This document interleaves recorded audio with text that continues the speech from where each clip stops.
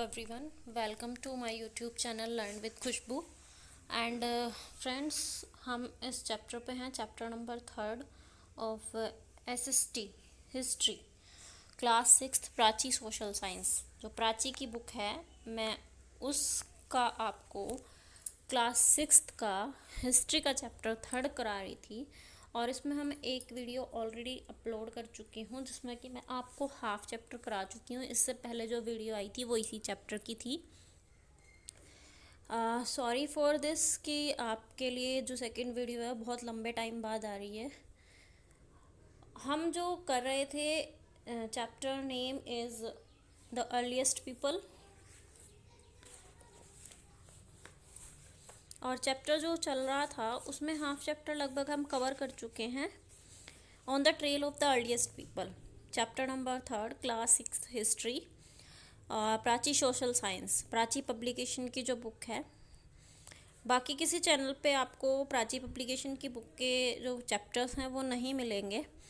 अगर आप इस चैनल पर नए हैं तो प्लीज़ चैनल को सब्सक्राइब कर लें और बेल आइकन को प्रेस कर दें, जब भी मैं वीडियो डालूं तो आप तक पहुंच जाए। और प्लीज़ चैनल को ज़्यादा से ज़्यादा शेयर करें, इससे मुझे मोटिवेशन मिलता है और मेरे को न्यू वीडियो बनाने के लिए मन करता है कि जब मुझे व्यूअर्स के मैसेज आते हैं, व्यूअर्स के कमेंट आते हैं तो मुझे बहुत अच्छा लगता है कि हाँ किसी को मेरा काम पसंद आ रहा है। इसीलिए मैं चाहती हूँ कि आप कमेंट करें और इस चैनल को शेयर भी करें। इससे पहले हम पढ़ चुके थे, जितना भी हमने पढ़ लिया है आज हम स्टार्ट करने जा रहे हैं यूजेस ऑफ स्टोन टूल्स।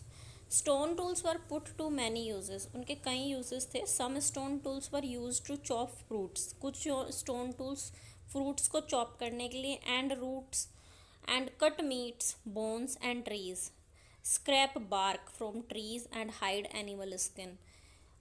कुछ टूल्स जो होते थे वो मीट को कट करने के लिए, बोन्स को कट करने के लिए, स्क्रैप बार्क फ्रॉम ट्रीज, जो पेड़ों की छाल होती थी उनको उतारने के लिए, और एनिमल्स की स्किन के लिए उतारने के लिए यूज़ होते थे। Some of the tools like spears and arrows, कुछ टूल्स जैसे कि एरोज और spears were used for hunting, उनको हंटिंग के लिए यूज़ किया जाता था। They might have been attached to handles, वे हैंडल्स से अटैच भी हो सकते थे, मेड ऑफ बोन और वुड, हैंडल्स जो है उनके या तो वुड के होते थे या फिर बोन्स के होते थे।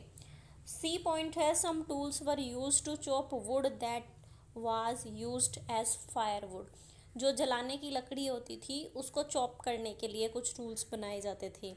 D point, stone tools might have also been used for digging the ground for getting edible roots, stone के जो टूल्स थे वो शायद, माइट का लिखा है ना, इनको प्रॉपर नहीं पता है कि किस चीज़ के लिए यूज़ होते थे।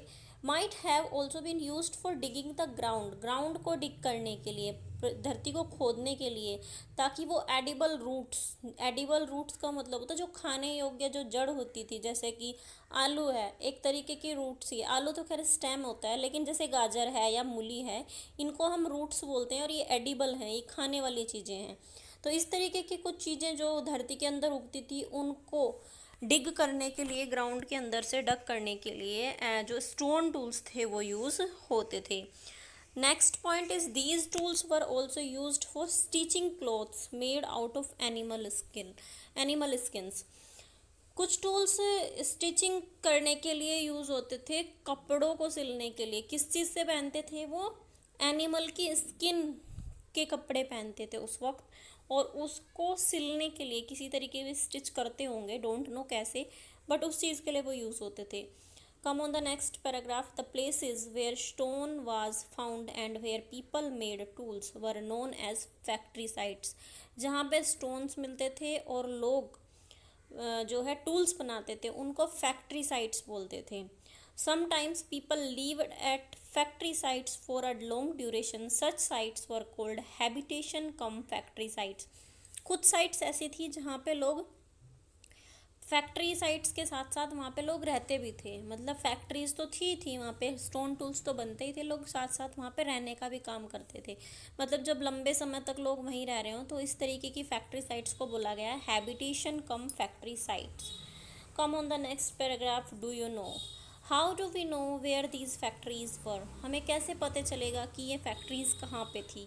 We know about this from some specific material found at excavation sites, जब साइट्स की खुदाई हुई तो हमें वहाँ से कुछ स्पेसिफिक मटेरियल मिला जिससे हमें पता चलता है कि यहाँ पर क्या क्या काम होता था। Usually we find blocks of stone, tools, discarded tools that were not perfect and chips of waste stone left behind at these sites. हमें वहाँ पे क्या क्या मिला है, कुछ ऐसे टूल्स मिले हैं जो कि परफेक्ट नहीं थे, कुछ ऐसी चिप्स मिली हैं, चिप्स मतलब फ्लेक्स, जैसे कि कोई स्टोन का टूल बना रहे हो तो उसके बाद में जो कटा फटा बचा हुआ स्टोन बच जाता था वो इस तरीके की जगह पे मिला हुआ है, जिससे ये पता चलता है कि ये जो जगह है वो फैक्ट्री साइट्स के रूप में यूज़ होती थी। ये कुछ टूल्स गिवन है, आपकी बुक में होंगे, आप इन पिक्चर्स के बारे में ध्यान से स्टडी करेंगे। कम on the next paragraph, finding out about fire, लोगों को फायर के बारे में कैसे पता चलता है। The greatest achievement of these people was the discovery of fire. In people इस एरिया, इस टाइम के जो पीपल थे, इस इरा के जो पीपल थे, उनकी सबसे बड़ी अचीवमेंट थी discovery of fire. In course of time people discovered that striking two stones together could make fire. इस टाइम के लोगों को ये पता चला कि दो स्टोन्स को अगर हम एक आपस में स्ट्राइक करते हैं तो उससे क्या बनता है, उससे फायर बन सकती है। Although this was an accidental discovery, यद्यपि ये एक एक्सीडेंटल डिस्कवरी थी, मतलब किसी ने जानबूझ के नहीं किया था, ये अचानक से किसी के हाथ से दो पत्थर रगड़े गए और उन स्टोन्स की वजह से जो है फायर अपने आप से जल जाती है।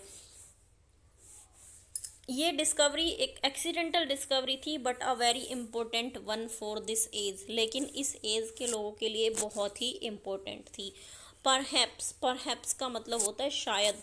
To stones were struck together while shaping a tool which fell on some dry leaves and caused fire.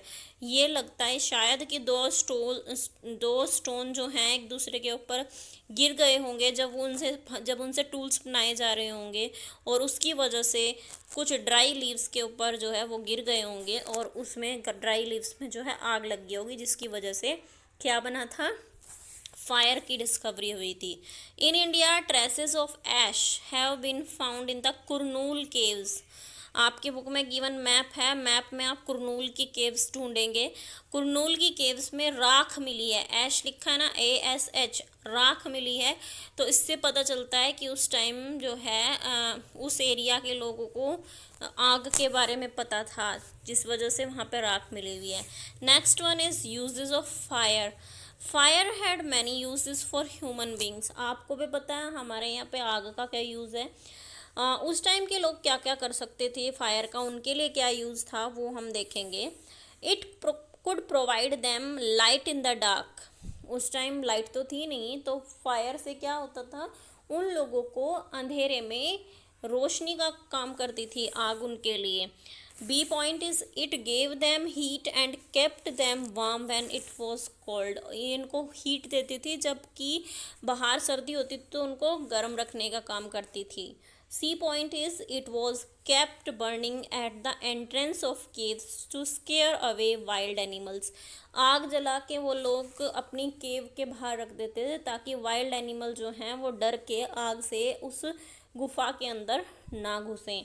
D point is it was also use to cook meat. ये मीट पकाने के काम भी आती थी आग। The cooked meat thus become softer, tastier and easy to eat. जो cooked meet था वो टेस्टी भी हो जाता था, सॉफ्ट भी हो जाता था और खाने में भी ईजी हो जाता था। E point is used as a weapon for protection from wild animal. Wild animal से प्रोटेक्शन के लिए वेपन की तरह यूज़ होती थी ये। Next point is rock painting. The primitive people were great artist. जो प्रिमिटिव पीपल थे वो बहुत बड़े आर्टिस्ट थे। They painted generally on the walls of caves in which they live. उन्होंने केव्स में पेंटिंग की हुई है। देखो पेंटिंग दिखाई दे रही है, आपकी बुक में होगी गिवन पिक्चर। यहाँ पे तो ब्लैक एंड वाइट आ रहा है, बट आपकी बुक में कलर्ड पिक्चर है। जिन केव्स में वो रहते थे उनकी वॉल्स पे उन्होंने पेंटिंग की है। Most of these paintings are either of animals और हंटिंग सीन। बहुत सारी पेंटिंग्स उसमें से एनिमल्स की होती थी या फिर हंटिंग सीन की होती थी, लोग हंट कर रहे होते थे। दे show animals chase, specially big animals, उसमें क्या दिखाते थे, वो एनिमल को चेज करते हुए दिखाते थे। और कौन से एनिमल, जो बड़े बड़े एनिमल्स थे उनको कैसे वो चेज कर रहे हैं, इस तरीके की पिक्चर्स जो है वो बनाते थे। They used charcoal, minerals, stone and natural colours found in trees for painting. Painting के लिए वो ये चीज़ें यूज़ करते थे, नेचुरल कलर्स और चारकोल्स, और जो नेचुरल कलर्स होते थे या फिर जो उनको पेड़ों पे जो चीज़ें मिल जाती थी। They probably painted to express their feelings, शायद वो अपनी फीलिंग्स को एक्सप्रेस करने के लिए पेंटिंग करते थे। They also imagined that whatever they would paint the might come true, वो इमेजिन करते थे कि जो चीज़ वो पेंट करेंगे वो बाद में ट्रू भी हो सकती है। These paintings are drawn with great accuracy and skill, ये जो पेंटिंग्स बनाई हुई थी वो ग्रेट एक्यूरेसी के साथ और बहुत स्किल के साथ बनाई गई थी। मतलब जो बनाने वाले थे उन्होंने बहुत एक्यूरेसी से बनाई थी, बहुत ही अच्छे से बनाई थी ये। Madhya Pradesh and the southern Uttar Pradesh are the region where some of the best example of such painting have been found. Uttar Pradesh में और मध्य प्रदेश के कुछ एरियाज़ हैं जिनके अंदर इनके बेस्ट एग्जाम्पल्स मिले हैं, इस तरीके की सबसे सुंदर पेंटिंग्स जो हैं वो वहाँ पे मिली हैं। Next heading is work division among the hunter gathers.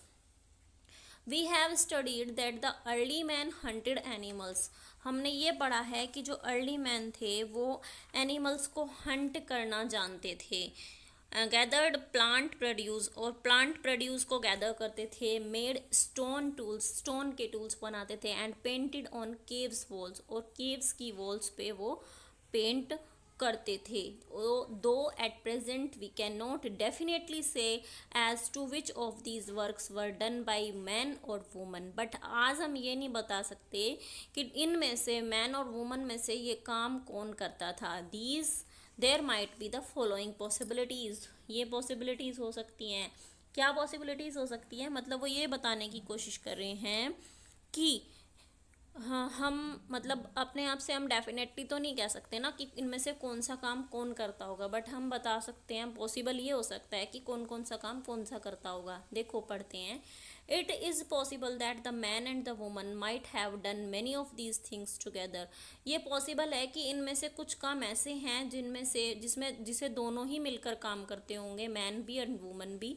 B point, it is also possible that some tasks such as gathering plant produce were done by women, कि जो प्लांट का प्रोड्यूस है, पेड़ों पे से सामान इकट्ठा करना होता था, वो वुमन के द्वारा गैदरिंग होती होगी। And the other like making stone tools पर परफॉर्म्ड बाय मैन, और अगर स्टोन टूल्स वगैरह बनाने का काम है वो शायद वो मैन करते होंगे। ठीक है। It is also possible that different practices would have existed in different parts of the subcontinent. ये भी पॉसिबल हो सकता है कि अलग अलग तरीके का काम सब कॉन्टिनेंट के अलग अलग पार्ट में किया जाता हो, कोई ज़रूरी नहीं है कि जो एक काम है वो सब जगह करा जाता होगा।